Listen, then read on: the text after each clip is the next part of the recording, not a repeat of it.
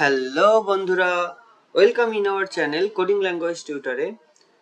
আজকের টপিকে আমরা দেখব তিনটা নাম্বারের মধ্যে ম্যাক্সিমাম নাম্বার কি করে চেক করতে হয়। আগের ভিডিওতে আমরা দেখেছিলাম দুটো নাম্বারের মধ্যে ম্যাক্সিমাম নাম্বার কি করে চেক করতে হয়।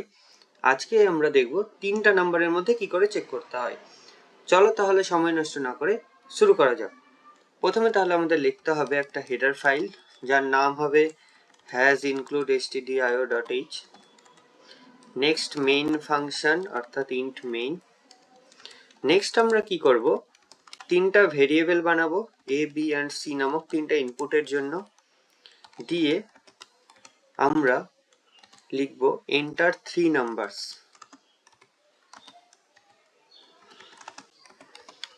Enter three numbers. এবার তিনটা নাম্বারকে আমরা ইউজারের কাছ থেকে রিড করব স্ক্যানএফ এর মাধ্যমে।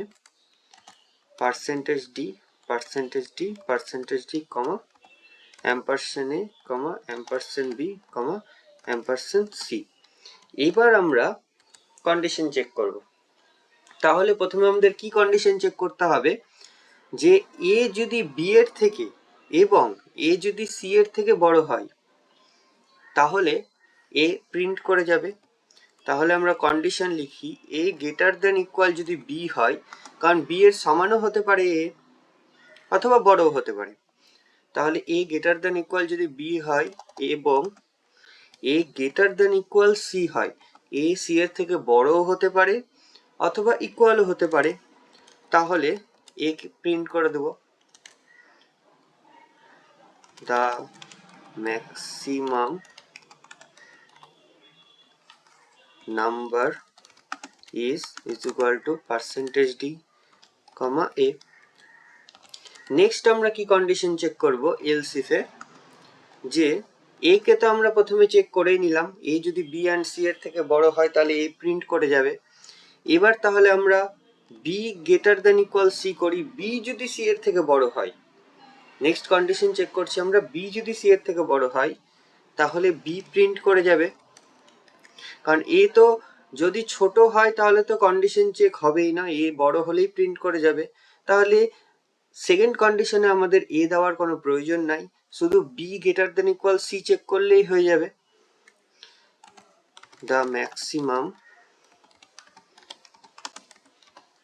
Number is equal to %d, b। Next যদি এগুলোর মধ্যে কোনো কন্ডিশনই স্যাটিসফাই না হয় তাহলে আমাদের লাস্ট বেঁচে থাকলো সি, সেটা প্রিন্ট করে যাবে, কারণ এ অ্যান্ড বি যদি ম্যাক্সিমাম না হয় তার মানে সি ম্যাক্সিমাম হবে, তাহলে সি প্রিন্ট করে যাবে। তাহলে the maximum number is equal to %d, c। Next return 0। তাহলে আমরা এখানে কি করলাম, এ যদি বি এর থেকে বড় হয় এবং এ যদি সি এর থেকে বড় হয় তাহলে এ প্রিন্ট করে যাবে, ইকুয়ালও হতে পারে, যদি ইকুয়াল হয় তাও এ প্রিন্ট করে যাবে, কারণ তিনটাই সমান, তখন যে কোনো একটা প্রিন্ট করলেই হবে। নেক্সট কন্ডিশনে আমরা কি চেক করলাম, যে বি যদি সি এর থেকে বড় হয়, কারণ এ যদি বি আর সি এর থেকে বড় হয় তো এ তো অলরেডি প্রিন্ট করে যাচ্ছে, তাহলে ওখানে কন্ডিশন একটা চেক করলেই হয়ে যাবে। এবার নেক্সট কন্ডিশনে আমরা বি কে সি এর সাথে কন্ডিশনে চেক করব, অর্থাৎ বি যদি সি এর থেকে বড় হয় তাহলে বি প্রিন্ট করে যাবে অথবা ইকুয়াল হলে।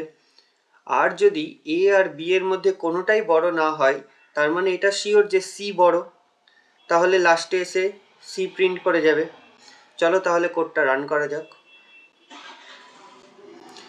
তাহলে প্রথমে আমরা বড় নাম্বার দিই, প্রথমে 6 দিলাম, তারপরে 3 দিলাম, তারপরে 2 দিলাম, তাহলে আমাদের ম্যাক্সিমাম নাম্বার 6 হওয়া উচিত।